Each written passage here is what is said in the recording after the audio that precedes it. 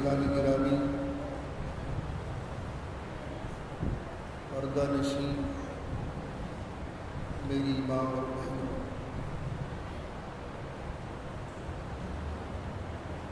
الحمدللہ بزم سیرت النبی کی یہ 7ویں نشست ہے۔ 6 نشستیں گزر چکی ہیں، اور آج مجھے بڑی خوشی یہ ہے کہ آج ہماری اس مجلس میں میرے محسن حضرت مولانا قاری ذوالفقار علی صاحب یہاں تشریف فرما ہے۔ رمضان شریف میں بھی آمد ہوتی ہے مولانا کی، اور غیر رمضان شریف میں بھی الحمدللہ ہمارے یہاں تشریف لاتے رہتے ہیں۔ بہت شکریہ حضرت آپ کی تشریف آوری کا۔ یہ پروگرام آج سے نہیں صدیوں سے چل رہے ہیں، اور اصل بانی اس بزم سیرت النبی کے حضرت حکیم الاسلام قاری طیب صاحب رحمۃ اللہ علیہ کی ذات بابرکت ہے،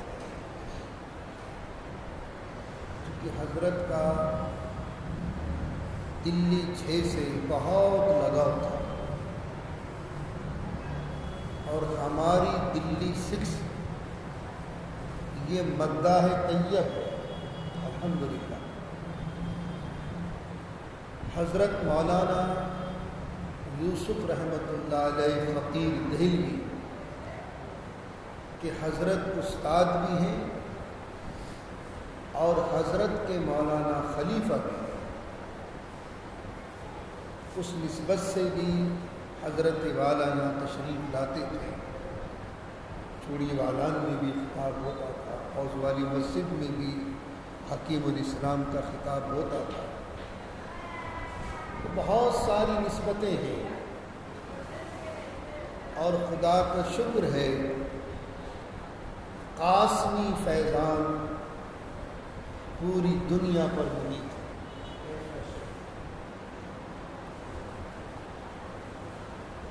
آج دنیا کے کسی کونے پر چلے جائیں، امریکہ ہو، انگلینڈ ہو، افریقہ ہو، کسی بھی کونے پر چلے جائیں، وہاں فاضل دارالعلوم قرآن و حدیث کی خدمات پر معمول ہے۔ اللہ کا شکر ہے۔ اور یہ نہیں بلکہ حضرت مولانا قاسم نانوتوی رحمۃ اللہ علیہ کی جو خوابات ہیں، خانہ کعبے کی چھت پر تشریف فرما ہیں، اور آپ کے جسم کے ہر حصے سے پانی کی نہریں جاری ہیں، دنیا میں پھیلے ہیں۔ تو معبرین نے اس کی تعبیر دی تھی کہ اللہ کوئی کام ایسا لے گا کہ آپ کے ذریعے سے پوری دنیا میں دین پھیلے گا، قرآن و حدیث کی خدمات ہوگی۔ پھر 6 مئی 1866 میں حضرت شاہ ولی اللہ محدث دہلوی رحمۃ اللہ علیہ کے مشن کو آگے بڑھانے کے لیے دارالعلوم کا قیام عمل میں آیا تھا، ورنہ ایک دور تھا کہ دلی محبت علم کہلاتی تھی، لیکن سامراجی حکومت نے، برٹش گورنمنٹ نے ہمارے تمام اداروں کو ختم کر دیا تھا، اور یہ ان کا پہلا ہدف ہوتا ہے۔ اسپین کی تاریخ اٹھا لو، بغداد کی اٹھا لو، ترکی کی اٹھا لو، اور اسی دور میں تاریخ ملتی ہے ہمارے ہندوستان کی۔ بہار کے علاقے بھاگلپور میں 5 लाख نسخے قرآن کریم کے انگریز نے نظر آتش کیے تھے. تو ان کا مشن ہے ہمارے لٹریچروں پر اٹیک کرنا. بڑی بڑی نایاب کتابیں، نوادرات، مخطوطات سب سمندر میں بہا دی تھی. بغداد کی تاریخ موجود ہے. حضرت شاہ ولی اللہ علیہ الرحمہ، اس میں کوئی شک نہیں کہ اس خاندان کا بر صغیر پر احسان ہے. اگر قرآن کریم کو کسی بر صغیر میں کسی نے سمجھا ہے تو حضرت شاہ ولی اللہ کے خاندان کی مرہون منت ہے.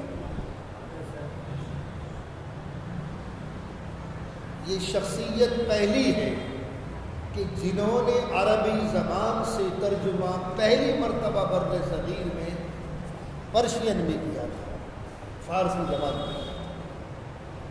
پھر حضرت کے خاندان، حضرت کی اولاد شاہ عبدالعزیز ہیں، شاہ عبدالقادر ہیں، شاہ اسحاق ہیں، شاہ عبدالغنی ہیں، شاہ رفیع الدین رحمۃ اللہ علیہ ہیں، ان لوگوں کی محنت. لیکن ایک وقت ایسا آیا تھا کہ یہاں سے بھی مدارس کا چراغ گل ہو گیا تھا.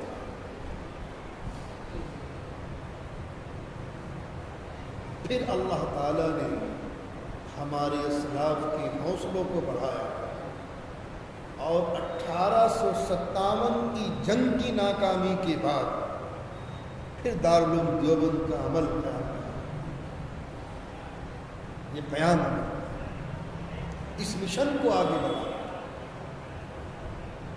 دوسرا خواب دیکھا علامہ قاسم نانوتوی رحمۃ اللہ علیہ کہ بغداد سے نہر آ رہی ہے، خانہ کعبے کی چھت پر ہے اور آپ سے جسم سے ٹچ ہو کر واپس چلی جاتی ہے.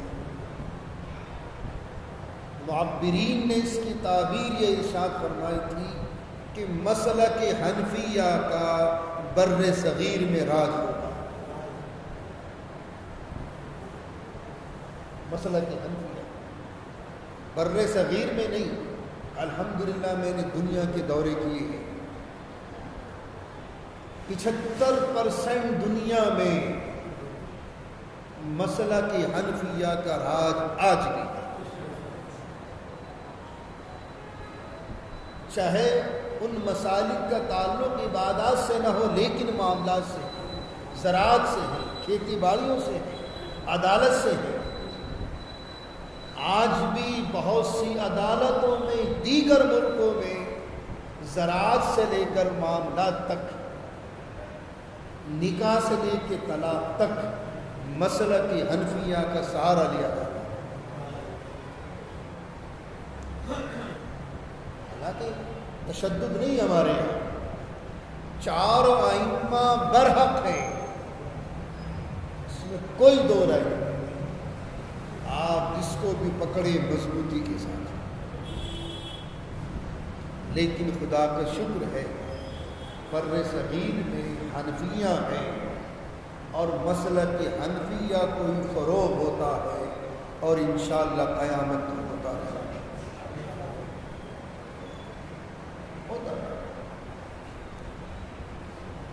فقہ کے میدان میں ہم بھی بہت سے مسائل میں امام مالک کا سہارا لیتے ہیں،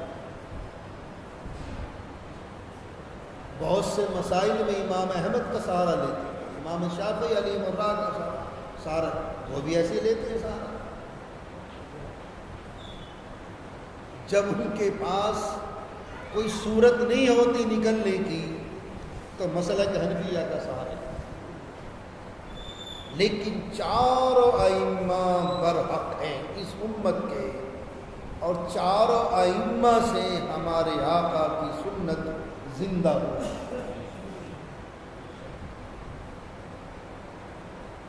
بہرحال یہ میرے 2 رخ ہیں سیرت النبی کے عنوان سے. ایک تو پہلو وہ ہے جو نبوت سے پہلے کا ہے، بچپن سے لے کر، پیدائش سے لے کر اور حضور کے نبی بننے تک، یہ بہت اہم پہلو ہے۔ اور ایک پہلو ہے وہ 23 سالہ زندگی، جب آقا نبی بن گئے۔ 40 اور 23 63، یہ 63 سالہ زندگی کا یہ لب لباب ہے۔ کل میں نے بات یہاں چھوڑی تھی، قلب اطہر کو مہر زد کیے جانے کے بیان میں جو یہ شق صدر ہوا ہے، یعنی شق صدر کا مطلب ہے سینے کو چاک کرنا، سینے کو چاک کرنا،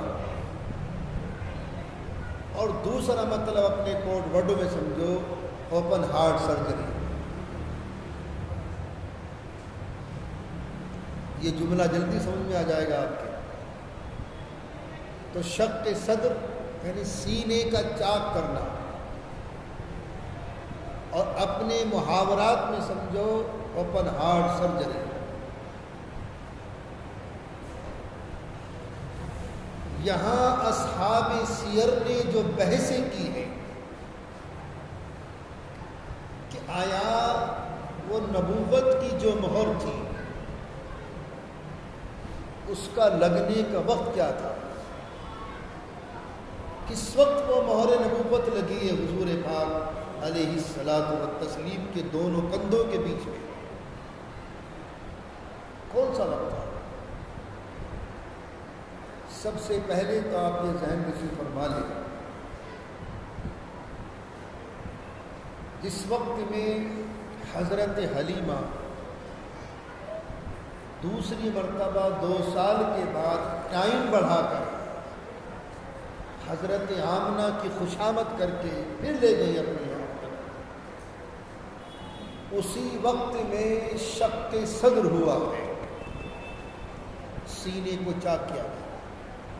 آقا باڑے میں تھے، حضرت حلیمہ کی جہاں بکریاں بنتی تھیں وہ مکان کے پیچھے ہی تھا، اس باڑے میں حضور کو اٹھایا فرشتوں نے، آپ کی بہن شیما بھی دیکھ رہے، ایک بہن کا نام انیسا، بھائی کا نام عبداللہ، یہ رضائی بھائی بہن ہیں، دوسرے شور مچ گیا، شور مچ گیا، محمد عربی کو کوئی اٹھا کر لے گیا۔ وہاں جب سینہ مبارک کو چاک کیا، یعنی حضور ہوش و حواس میں ہیں اور صاحب اپنی نگاہوں سے دیکھ رہے ہیں۔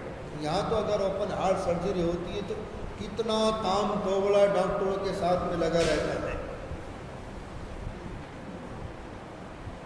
کوئی انجیکشن نہیں، کوئی مانیٹر نہیں، کچھ نہیں، نہ بی پی چیک کیا،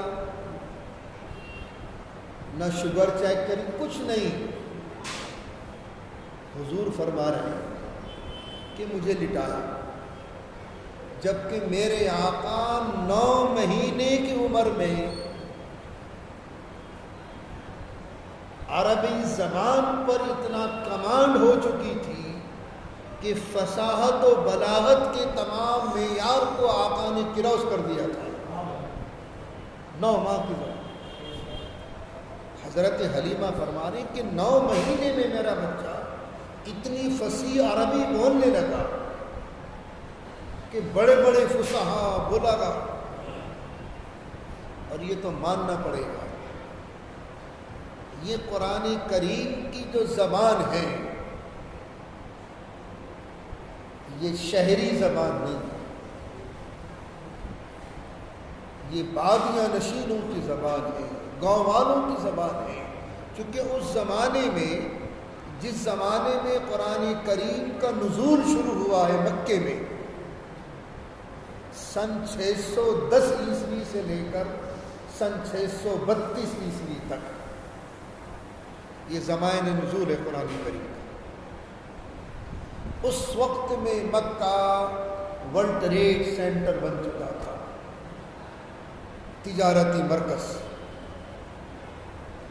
وہاں کی جو عربی زبان کی اصل شیرینی تھی، جو اس کا ٹیسٹ تھا، وہ بالکل ختم ہو چکا تھا۔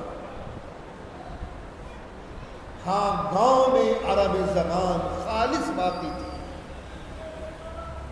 خالص عربی زبان باقی تھی۔ اللہ نے انہی کی زبان میں قرآن کو نازل کیا، اور یہی وجہ ہے کہ اس کلام الہی کی فصاحت و بلاغت کے سامنے اس زمانے کے شعراء، ادبا، خطبا، بلغا سب نے گھٹنے ٹیک دیے قرآن کریم کی فصاحت و بلاغت کے سامنے۔ They knelt down in front of the Quran۔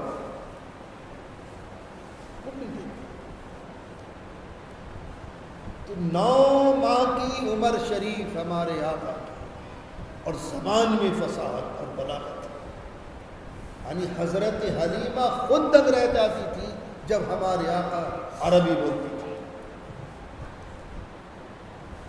تو حضور فرما رہے ہیں کہ ان فرشتوں نے مجھے لٹایا اور میں دیکھ رہا ہوں،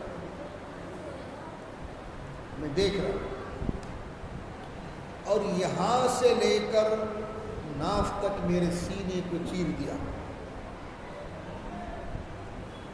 نہ خون بہا، نہ مجھے کوئی تکلیف ہوئی، کچھ نہیں۔ پھر میرے سینے کو دھویا، اور جو لوتھڑا تھا، جو شیطان کا گھر ہے، ہر ایک، یعنی جو انسان ماں باپ کے سنگم سے پیدا ہوئے ہیں، ان کے دل میں جھوپڑی ہے جس میں شیطان رہتا ہے۔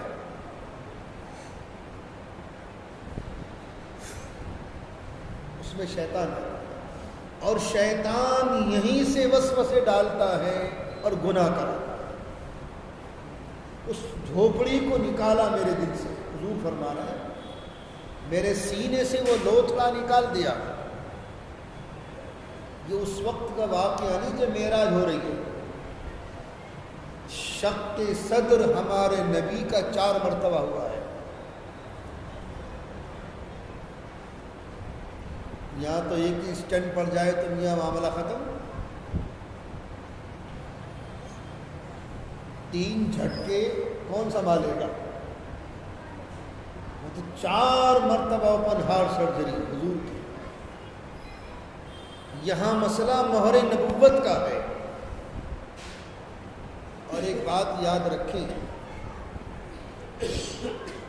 جس طشت سے اس قلب اطہر کو دھویا گیا ہے،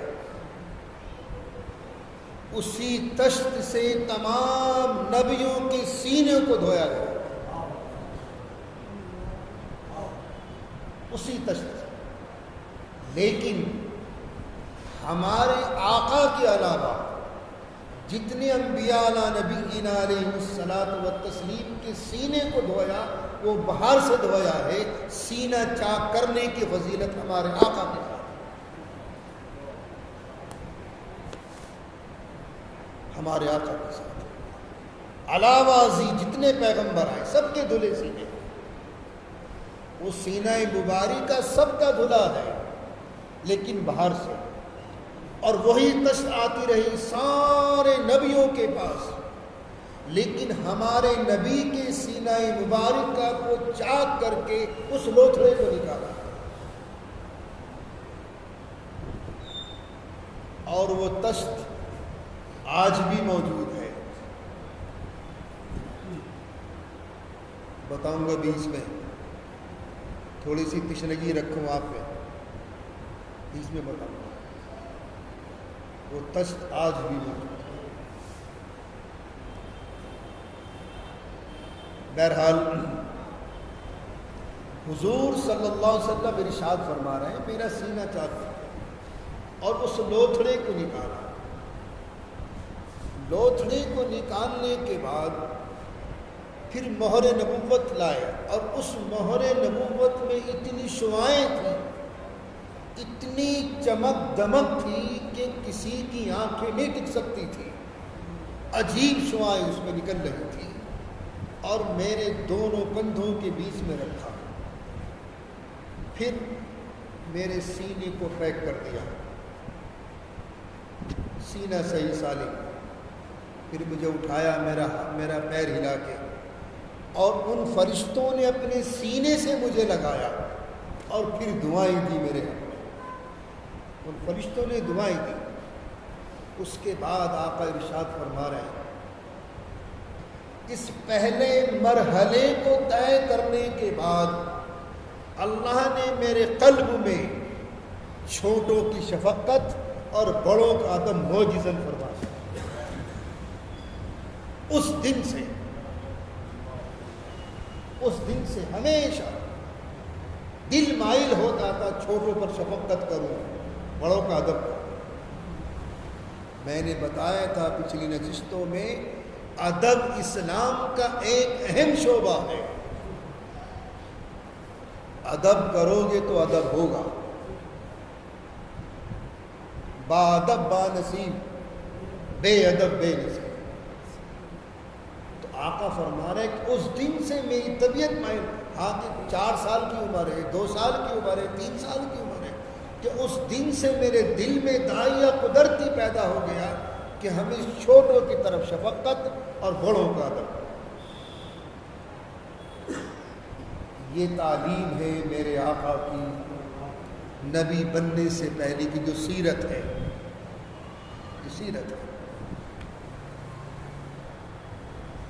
ایک مسئلہ، دوسری تحقیق اصحاب سیر کی یہ ہے کہ اصل میں یہ مہر وہ نہیں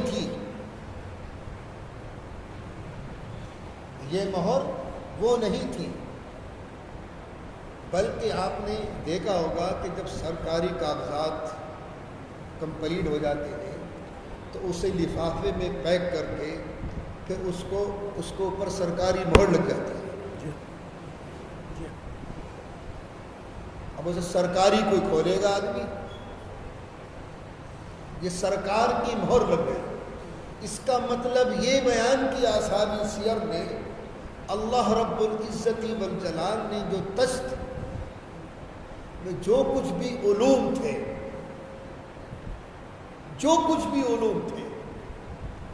ان علوم کو اللہ تعالیٰ نے ہمارے آقا کے دل میں بے بس کر کے اس کے اوپر مہر لگا دی تھی کہ اس کا علم مجھے ہے یا میرے نبی کو. بس ایک تحقیق اصحاب سیر کی ہے. وہ علوم کا خزانہ تھا جو اس تشت میں جو کچھ وہ سونے کی چشت تھی، یا ایک روایت میں ہیرے کی تھی، زبرد کی تھی، یاقوت کی تھی، پہلے جو بھی تشت تھی، اس تشت میں جو بھی تھا وہ خزانہ تھا علم کا، جو میرے نبی کے سینہ مبارک میں پیک کر کے اللہ تعالیٰ نے اپنی سرکاری مہر لگا دی تھی. میں جانوں گا یا میرا محبوب جانے گا. ان علوم ایک تحقیق اصحاب سیر کی ہے. دوسری تحقیق،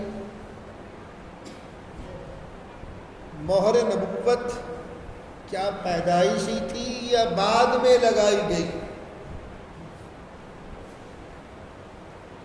اب سنیے حضرت آمنہ کا بیان. حضرت آمنہ سلام علیہا، حضرت آمنہ ارشاد فرما رہی کہ جب یہ بچہ میرا پیدا ہو گیا تو ایک فرشتہ آیا اور تشت میں پانی لے کر آیا. اور وہ پانی کہاں کا تھا؟ جنت کا. جنت کا پانی. وہ مسئلہ الگ ہے شب معراج والا. شب معراج والی رات میں بھی اوپن ہارٹ سرجری ہے میرے نبی کی، لیکن وہ زمزم کے پانی سے۔ یہاں حضرت آمنہ سلام علیہ فرما رہی ہے کہ جب میرا بچہ پیدا ہو گیا تو ایک فرشتہ اترا، اس کے ہاتھ میں تش تھی پانی کی، اور اس پانی سے میرے بچے کو اس فرشتے نے 3 مرتبہ نہلایا، 3 مرتبہ۔ اس کا مطلب یہ ہے کہ حضرت آمنہ اپنی آنکھوں سے مشاہدہ فرما رہی ہیں، جیسا کہ حضرت علیمہ نے مشاہدہ کیا تھا کہ جب میں نے اس بچے کے سینے پہ ہاتھ رکھا اور اس بچے نے آنکھ کھولی تو آنکھوں سے نور نکلا جو آسمان تک پھیل گیا تھا۔ یہ حضرت حلیمہ کا مشاہدہ ہے جب اس بچے کو لینے آئی تھی عبد المطلب سے دودھ پلانے کے لیے۔ یہ رضائی ماں ہے، یہ حضرت آمنہ تو سگی ماں ہے، حضرت آمنہ تو سگی ماں ہے۔ فرما رہی کہ اس تشت میں پانی تھا، اور وہ پانی بھی کتنا عظیم ہوگا، کون سی جنت کا پانی ہوگا، جنت النعیم کا ہو، فردوس کا ہو، جنت الماوا کا ہو، ایک اللہ جانتا ہے، لیکن جو اس تشت میں پانی تھا اس میرے بچے کو 3 مرتبہ اس فرشتے نے نہلایا۔ اس کے بعد اس فرشتے نے ایک ریشمین تھیلی نکالی، ایک ریشمین تھیلی نکالی جو ایک صاف ستھرے انڈے کی مانند وہ مہر تھی جو دونوں کندھوں کے بیچ میں لگا ہے۔ ایک روایت مہر نبوت، مہر نبوت۔ تیسری جو روایت ہے جس پر تمام علماء جمہور متفق ہیں کہ آپ پیدائشی مہر شدہ تھے، جیسے پیدائشی مختون تھے ایسے پیدائشی مہر شدہ تھے، یعنی جب آپ دنیا میں تشریف لائے تو دونوں کندھوں کے بیچ میں مہر نبوت موجود تھی۔ اسی روایت پر تمام علماء دنیا کا متفقہ فیصلہ ہے، لیکن وہ جو مہر لگائی ہے اس دل پر لگائی تھی، اس علوم کے خزانے کو بند کر کے لفافے میں، تاکہ اس علم کا پتہ مجھے ہے یا میرے محبوب کو۔ کون سے علوم تھے، علوم کے کون سے خزانے بھر دیے تھے اللہ نے، وہ تو اللہ بہتر جانتا ہے، لیکن کہیں نہ کہیں کتابوں کے کھنگالنے سے انشاءاللہ اسے بھی ڈھونڈ لیں گے۔ اور ایک مسئلہ اور ذہن نشی فرما لیں،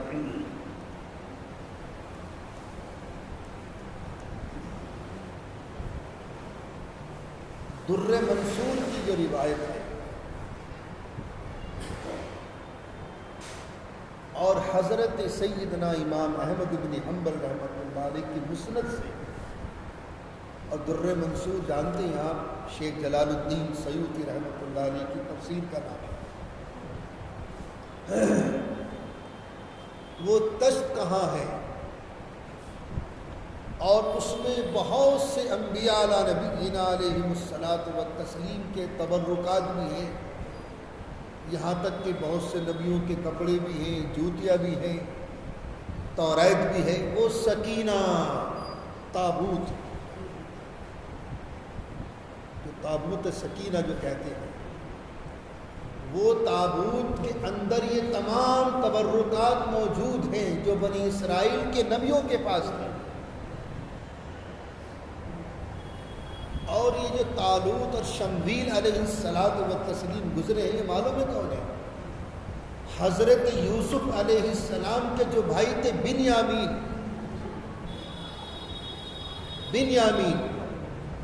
ان کی 7ویں پشت کے پوتے ہیں طالوت علیہ السلام. آگے بات سمجھ میں؟ 7ویں پشت کے پوتے بنیامین کے حضرت طالوت اور شمویل علیہ السلام. ان لوگوں نے جو تبرکات جمع کیے تھے ان تبرکات میں وہ تشت بھی موجود ہے، اس تابوت میں، اس سکینہ میں جو آج تک بنی اسرائیل کے، میرے خیال سے آج تو یروشلم میں رکھا ہوا ہے وہ تابوت. وہ سکینہ جو ہے یہ بیت المقدس جو ہمارا قبلہ اول ہے اس کے تہہ خانے میں آج کی جو تحقیق ہے. اچھا، ان کا یہودیوں کا الگ عقیدہ ہے کہ قرب قیامت میں دجال کا خروج ہوگا،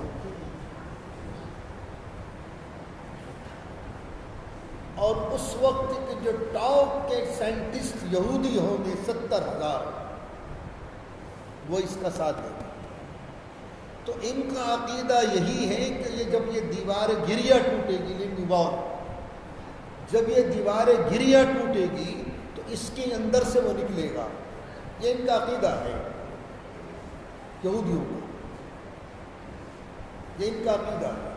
لیکن بہرحال ایک یہودیوں کے جو علماء ہیں ان کا عقیدہ یہ بھی ہے کہ وہ سکینہ، وہ تابوت یہیں بیت المقدس کے تہہ خانے کے اندر موجود ہے، جس میں تمام نبیوں کے تبرکات موجود ہیں، اور وہ تشت بھی موجود ہے کہ جس سے تمام نبیوں کے سینے دھوئے گئے اس تابوت کے اندر موجود ہے.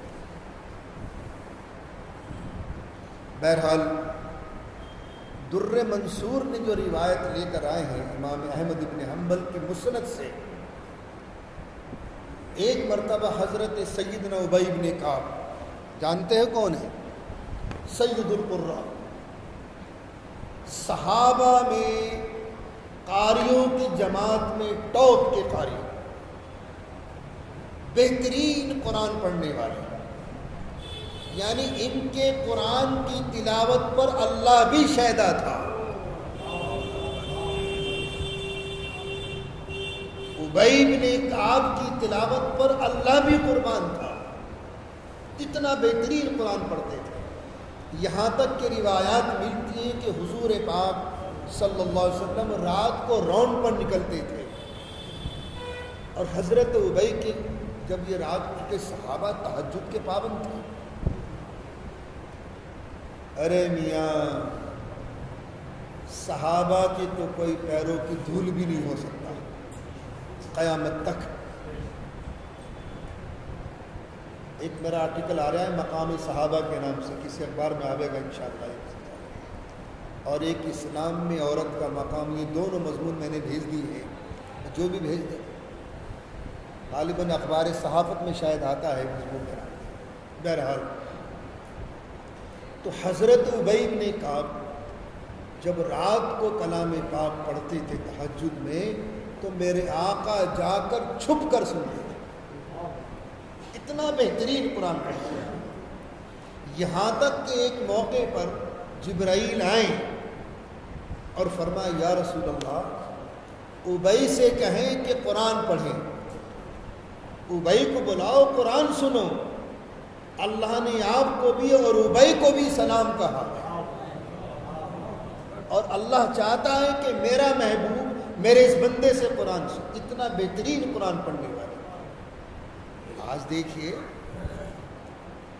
حضرت شیخ قاری عبد الباسط علیہ الرحمہ کا کون مقابلہ کر سکتا ہے؟ انٹرنیشنل قاری، کتنا بہترین قرآن پڑھنا.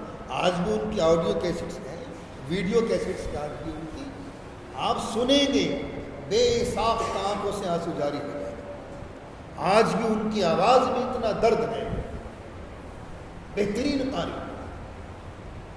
ایک مرتبہ جمال عبد الناصر جو مصر کے صدر تھے رشیا پہنچے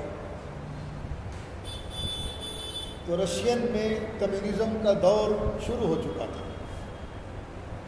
فرمایا جمال تم اپنے قرآن کو کب تک پڑھتے رہو گے؟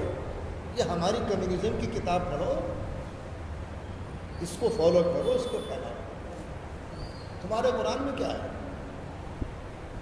اچھا، جب تو کوئی جواب نہیں دے، مہینے 2 مہینے 4 مہینے کے بعد پھر دورہ ہو گیا رشیا کا، تو اس وقت میں جمال نے ایک پیغام بھیجا، قاری عبدالباسط رحمۃ اللہ علیہ کے، اس وقت میں حضرت کسی مسجد کے امام بھی تھے اور کسی مدرسے کے مدرس بھی تھے مصر میں، کہ حضرت فلاں تاریخ کو میرے ساتھ روسیہ چل رہا ہے۔ لیں گے بھائی آپ سیاسی آدمی ہو، ہم تو مسجد والے ہیں، مدرسے والے ہیں، ہمیں ان سے کیا تعلق ہے؟ کہ نہیں حضرت آپ کو میرے ساتھ چلنا۔ خیر صدر تھے، ایجپٹ کے صدر تھے، ماننی پڑی بات۔ خیر وہاں پہنچے، پارلیمنٹ کی، رشیا کی پارلیمنٹ میں جب سارے معاہدے ہو گئے تو پھر بول پڑا صدر رشیا کہ جمال کب تک قرآن کو پڑھتے رہو، رکو۔ حضرت قاری صاحب کو بلایا، حضرت ذرا یک کلام پاک کی تلاوت کرو۔ رشیا کی پارلیمنٹ میں قرآن پڑھا، اور اتنی درد بھری آواز سے پڑھا قاری صاحب نے کہ جتنے بھی ممبر و پارلیمنٹ تھے سب کی آنکھوں سے آنسو بہہ رہے تھے، سب کی آنکھوں سے آنسو۔ جب قرآن کی تلاوت مکمل ہو گئی تو جمال عبد الناصر نے کہا بھائی تم قرآن کریم تم نے سمجھ لیا، کیوں رو رہے تھے آپ؟ رونے کی وجہ کیا تھی؟ فرمایا جمال ہم عربی زبان سے واقف نہیں ہیں، یہ تو ہمیں نہیں معلوم کہ انہوں نے پڑھا کیا ہے، لیکن جو کچھ بھی پڑھا ہمارے دل میں اترتا چلا گیا۔ تو جب اس کلام الہی کا معجزہ یہ ہے، اچھا بہترین قاری جب اپنے فن کے ساتھ قرآن کریم کی تلاوت کرتا ہے تو بے ساختہ آنکھوں سے آنسو نکل آتے ہیں۔ اور میرے نبی تو براہ راست اللہ کے شاگرد ہیں اور صحابہ حضور کے شاگرد ہیں، تو شاگردوں کا مقام کیا ہوگا، پھر نبی کے پڑھنے کا مقام کیا ہوگا؟ اس کے باوجود میرے آقا راؤنڈ پر نکلتے تھے اور ابئی کا کلام سنتے تھے راتوں کو جا کے۔ تو فرمایا یا رسول اللہ جبرائیل آئیں، فرمایا ابئی کو بلاؤ اور ان سے قرآن سنو، اللہ نے آپ کو بھی اور ابئی کو بھی سلام کہا۔ اتنا بہترین قاری تھا، یعنی اللہ جس شخص کو سلام کہلا کے بھیج رہا ہو۔ تو جب حضور نے بلایا اور حضرت سیدنا ابئی بن کعب رضی اللہ تعالیٰ عنہ سے فرمایا ابئی قرآن سناؤ، اور اللہ نے تمہیں سلام بھی کہلوایا ہے، بے ساختہ آنکھوں سے۔ یا رسول اللہ مجھے سلام کہ ہاں آپ کو سلام کہلوایا۔ اب یہاں کوئی گورنمنٹ کا معمولی سا کرمچاری اگر ہمیں سلام کہلوا کے بھیج دے ہم تو پھولے نہ سمائے ہیں؟ وہاں تو براہ راست اللہ سلام کہلا کے بھیج رہا ہے۔ ابئی سید القرہ تھا، یہ اس حدیث پاک کے راوی ہیں۔ آگے کون سے راوی؟ حضرت سیدنا ابو ہریرہ رضی اللہ تعالیٰ۔ کیا شان ہے! ایمان تو لائے تاخیر سے، تقریباً سن 7 ہجری میں حضرت ابو ہریرہ ایمان لائے، لیکن ایمان لانے کے بعد شب و روز ایوری ڈے نائٹ بارگاہ رسالت میں گزارا۔ وہی اصحاب صفہ کا چبوترا، وہی مدرسہ تھا ہمارے نبی کا۔ مدرسہ تو وہاں بھی تھا جنت میں بھی۔ آدم کو کس نے پڑھایا؟ آج ایک گروپ پیدا ہو گیا کہ میاں مدرسہ نہیں تھا حضور کا۔ بھائی کمبخت ہو، تمہیں کیا پتا مدرسہ کہاں کہاں نہیں تھا، کہاں کہاں مدرسہ نہیں تھا۔ آدم کو اللہ نے کہاں پڑھایا؟ جنت میں۔ وہ مدرسہ نہیں تھا اور کیا تھا؟ آدم علیہ السلام پھر حضور پاک علیہ السلام کا سب سے پہلے مدرسہ غار ہیرا ہے، پھر دار ارقم ہے، پھر وہاں پہنچ کر یہ اصحاب صفہ کا چبوترا ہے۔ آج بھی اس مدرسے کی نشانی موجود ہے، اس مدرسے کی نشانی آج بھی موجود ہے۔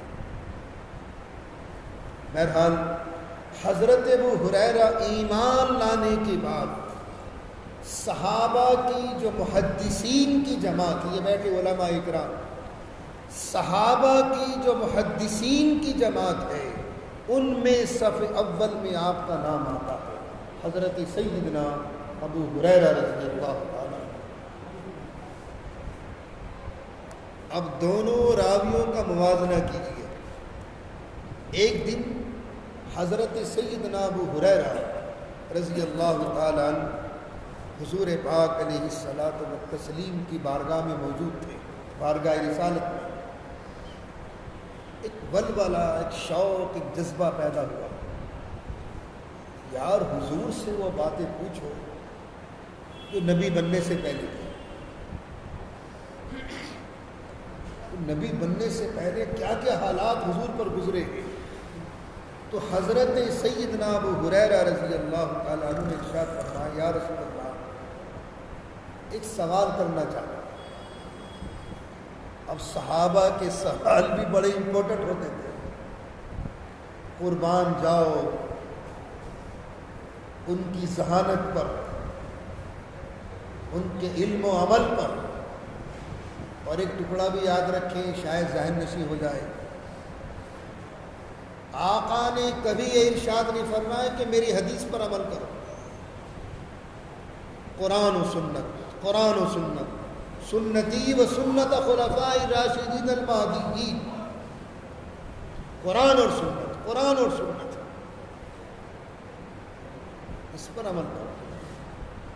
چونکہ حدیث کا ہونا الگ ہے، کچھ حدیثیں پرسنل ہیں جو حضور کی ذات کے لیے ہیں، امت کے لیے نہیں، یا نہیں حضرت؟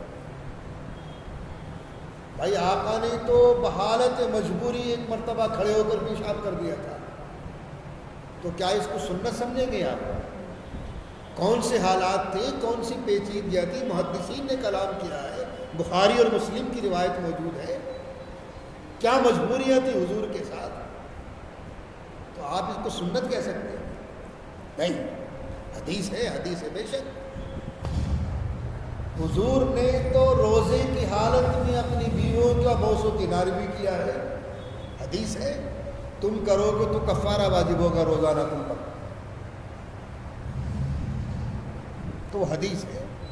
تو حدیث ہونا الگ چیز ہے، سنت نبوی ہونا الگ چیز ہے۔ تو جہاں جہاں آپ دیکھیں قرآن و سنت، قرآن و سنت، سنتی و سنت خلفاء الراشدین المہدیین، سنت کا لفظ ہے۔ تو سیدنا حضرت ابو ہریرہ رضی اللہ تعالیٰ بہت ذہین صحابی تھے۔ ایک دن سوال کر بیٹھے، یا رسول اللہ، نبوت سے پہلے کے کچھ حالات بتا دیجیے، کچھ حالات بتا دیجیے۔ فرمایا سنو میرے صحابہ سنو،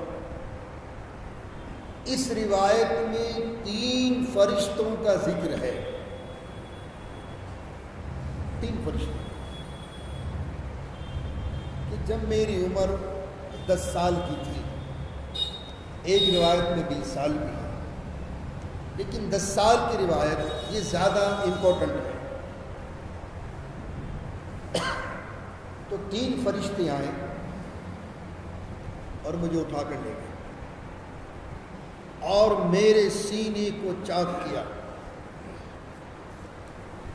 اندر سے وہ لوتھڑا نکالا اور ایک تشتی تھی جو میرے سینے میں پیک کر کے اور مجھے اس پر مہر لگا دی اور میرے سینے کو بند کر دیا۔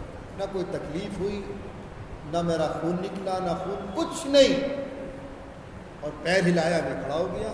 پھر ان 3 فرشتوں نے میرے حق میں دعا کی، یہاں تک کہ ایک فرشتے نے عرض کیا دوسرے فرشتے سے، ان کو تولو،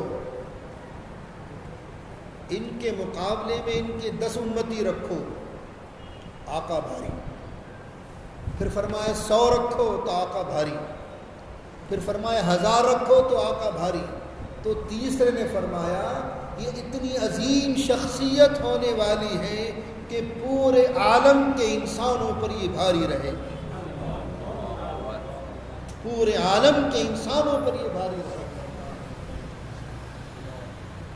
یہ حضور پاک صلی اللہ علیہ وسلم نے ارشاد فرمایا۔ بادل کا سایہ فگن ہو جانا، حلیمہ کی زبانی سنیے، دھوپ ہے،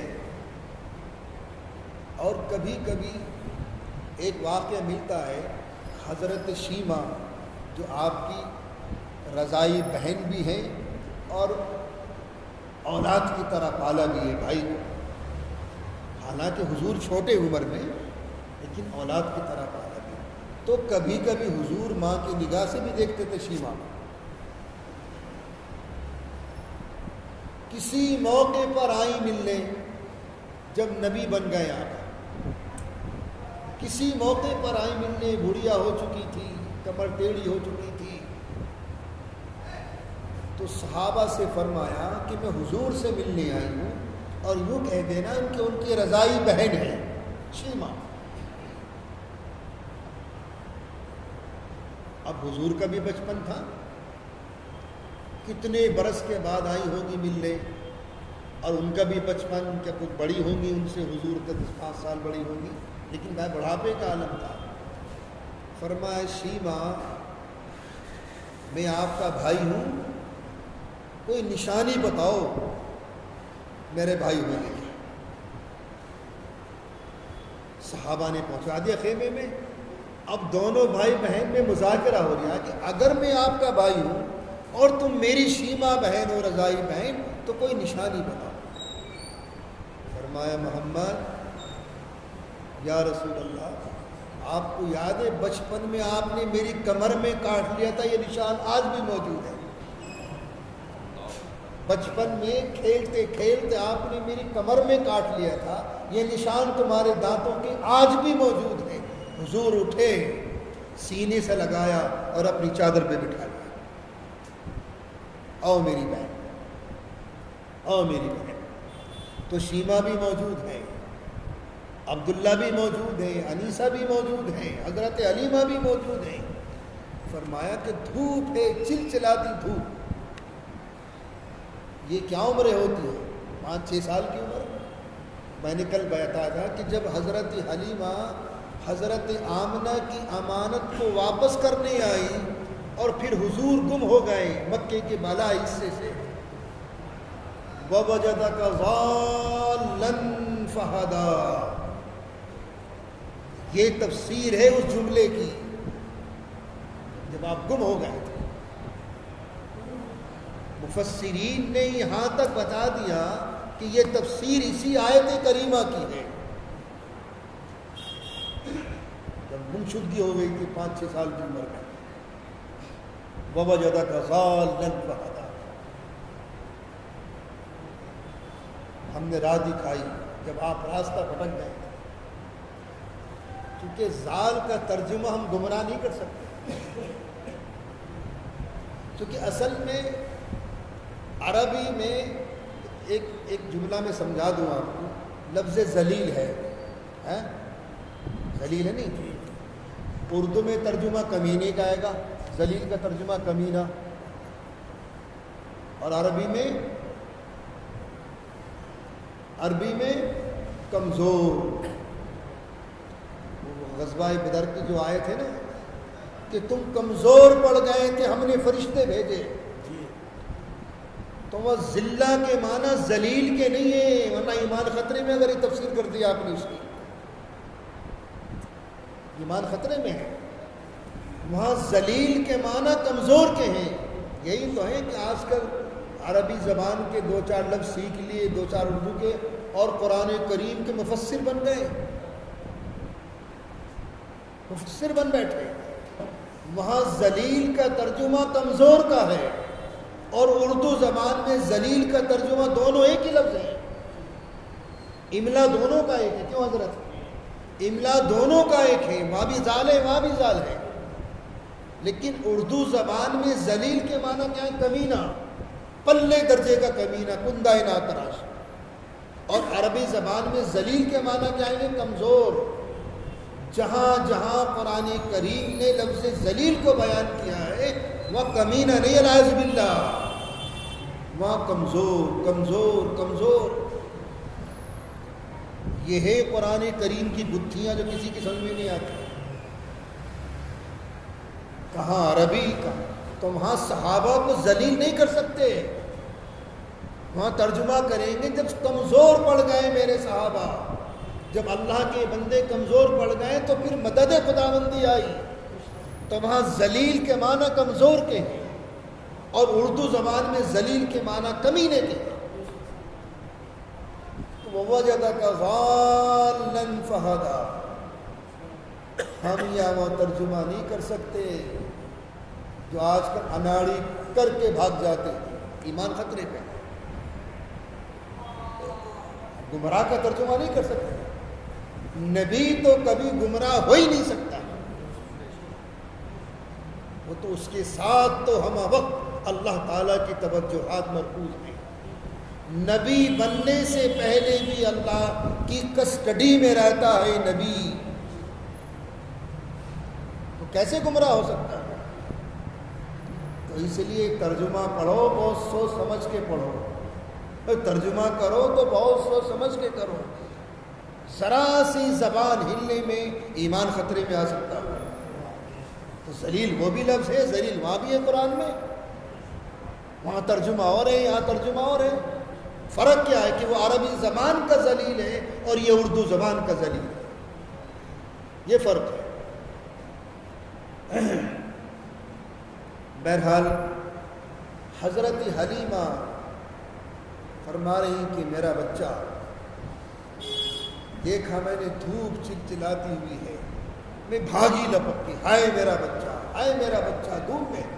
تو میں نے دیکھا کہ اس میرے بچے پر بادلوں نے سایہ کر لیا.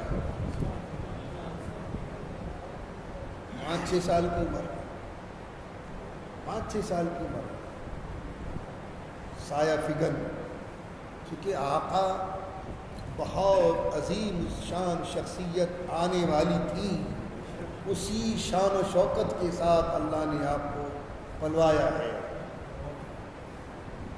اور یہ جو جتنی بھی دائیاں تھیں حضور کو دودھ پلانے والی، یہ کوئی معمولی خواتین نہیں تھی، وہ نصیبے والی تھی. کیونکہ مکے میں تو خواتین بہت تھیں. جب میرے نبی کے لیے کنواری بچیوں کا دودھ اترایا ان کے سینے میں، اور آقا فرمایا کرتے تھے میں 3 عاتقاؤں کا بیٹا ہوں. کنواری بچیاں تھیں مکے میں، محبت میں اٹھا لیا حضور پاک نے، چونکہ ماشاءاللہ بہت خوبصورت حسن و جمال کے پیکر تو تھیں ہمارے آقا. اور جتنا جو بچہ حسین و جمیل ہوتا ہے قدرتی محبت اترتی ہے اس کے، ہر ایک کوئی چاہتا ہے میں اس کو گود میں لے لوں. تو ان کنواری بچیوں نے حضور کو گود میں لے لیا. اللہ تعالیٰ نے ان کے سینے میں دودھ اتار دیا، آپ نے پلا دیا، پی لیا آپ نے. آقا فرمایا کرتے تھے میں 3 عاتقاؤں کا بھی بیٹا ہوں، کیونکہ تینوں لڑکیوں کا نام عاتقہ تھا، میں عاتقاؤں کا بھی بیٹا ہوں. بہرحال سایہ فگن ہونا بادلوں کا. حضرت حلیمہ کی جب آپ آمنہ کے پاس چھوڑ گئی حضور کو، اس کے بعد کتنی مرتبہ ملاقات، کتنی مرتبہ ملاقات. ایک ملاقات تو ہوئی ہے جب حضور صلی اللہ علیہ وسلم کی شادی ہو گئی اور ام المؤمنین حضرت خدیجہ رضی اللہ تعالی عنہ آپ کے حرم پاک میں آ گئے. اس وقت میں حضرت حلیمہ کی حالات، معاشی حالات ٹوٹ گئے تھے، تنگ دست تھے. علامہ تھانوی رحمۃ اللہ علیہ کا مقولہ ذہن نشی کر لو، زیادہ غریبی سے بھی پناہ مانگی ہے اور زیادہ امیری سے بھی پناہ مانگی، کیونکہ زیادہ امیری فرعونیت لاتی ہے اور زیادہ غریبی عقیدے کو خراب کر دیتی ہے۔ بس میڈیم مڈل کلاس، اللہ کسی کا محتاج نہ رکھے، تنگ دستی سے اللہ دور رکھے، افلاس سے غربت سے بھی اللہ دور رکھے۔ تو زیادہ غریبی عقیدوں کو خراب کرتی ہے اور زیادہ مالداری فرعون بنا دیتی ہے، دونوں سے پناہ مانگے۔ تو اس وقت میں حضرت حلیمہ سعدیہ رضی اللہ تعالیٰ عنہ کے حالات ٹوٹ گئے تھے، اور حضور کی جو شادی ہوئی ہے حضرت خدیجہ رضی اللہ تعالیٰ عنہ سے 25 سال کی عمر، اور ام المومنین کی 40 سال کی عمر، اس درمیان میں کوئی ملاقات نہیں حضور سے۔ جب 5-6 برس کا بچہ چھوڑ کر گئی حضرت آمنہ کے پاس، اس کے بعد سے یہ پہلی ملاقات ہو رہی ہے۔ آ گئی مکے میں، میرے نبی کا گھرانہ مالدار تھا اس وقت میں۔ اچھا ایک بات اور ذہن نشی فرما لیں، ہمارے نبی غریب نہیں تھے۔ غریب 70 اونٹوں کی قربانی کر لے گا، کر لے گا؟ امت کی طرف سے قربانیاں، 70 اونٹوں کی قربانیاں، سونے اور چاندی کے ڈھیر کو یوں ہی تقسیم کر رہا ہے اللہ، تو سونے چاندی کا ڈھیر غریب تقسیم کرے گا؟ میرے آقا غریب نہیں تھے، البتہ دنیا کو منہ نہیں لگایا، اس دنیا کو منہ نہیں لگایا، آئی اور گئی، لو لٹاؤ لٹاؤ۔ اس وقت میں حضور صلی اللہ علیہ وسلم کے جو نکاح حرم میں تھی وہ مکی کی مالدار خاتون تھی، بہت بڑی تاجرہ۔ حضور پاک علیہ الصلوۃ والتسلیم کا گھرانہ اس مومن پہ آ کر خوشحال تھا۔ مالدار خاتون کی، ابھی نبی نہیں بنے آقا ہمارے، ابھی نبی نہیں بنے، 25 سال کی عمر ہے۔ اس دوران میں حضرت حلیمہ کے حالات ٹوٹ گئے۔ ایک تو وہ حالات تھے جب گئے تو قسمت ہی بدل گئی گاؤں والوں کی، ہر گھر سے مشک کی خوشبو آتی تھی اس گاؤں میں سے جب تک میرے آقا وہاں رہے۔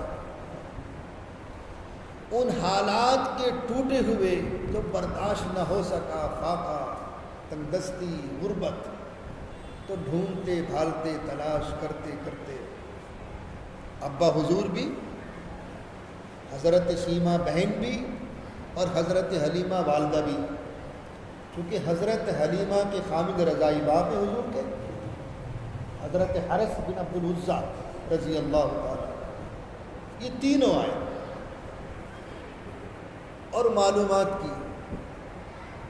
اس نام سے ایک بچہ ہوا کرتا تھا، کتنے برس کے بعد آئی ہوں گی، بتایا کہ تو ام المومنین حضرت خدیجہ رضی اللہ تعالی عنہ سے نکاح ہو گیا اور آپ وہاں ہیں، آپ کے گھر پہنچی، دستک دی، پتہ چلا تو حضور پاک صلی اللہ علیہ وسلم نے اپنی چادر بچھائی اور ان تینوں کو اس پر بٹھایا۔ یہ میری ماں ہے، ھذا امی، یہ میری ماں ہے، ھذا ابی، یہ میرا باپ ہے، ھذا اختی، یہ میری بہن ہے شیمہ۔ پہچان لیا حضور نے۔ اس وقت میں حضرت حلیمہ سعدیہ رضی اللہ تعالیٰ نے فرمایا، بیٹا میرے حالات بڑے ٹوٹ گئے، اس لیے میں آپ کی خدمت میں حاضر ہوئی۔ ام المومنین حضرت خدیجہ اپنے وقت کی حاتم تائی تھی، اسی وقت 40 بکریاں اور جوان اونٹ، لو لے جاؤ اپنا کام چلاؤ، لو لے جاؤ اپنا کام چلاؤ۔ دوسری ملاقات غزوہ حنین کے فتح کے بعد، ادھر تو مکہ فتح ہوا سن 8 ہجری میں، کیوں حضرت؟ سن 8 ہجری میں مکہ فتح ہوتے ہی حنین والوں نے ٹانگیں کھڑی کر دی. ارے میاں مکے والوں سے لڑ لیے حضور، ہم سے لڑ کے دکھائیں، ہم سے لڑ کے دکھائیں. یہ بڑے جنگجو قوم تھے، قبیلہ حوازن جو تھا بڑا جنگجو تھا. خیر حضور پاک علیہ السلام نے اپنی فوج کو حکم دیا ابھی ہتھیار مت اتارو، چلو حنین کو فتح کریں. اب حنین والے مالدار بھی تھے، ادھر مکہ فتح ہوا ادھر حنین فتح ہوا.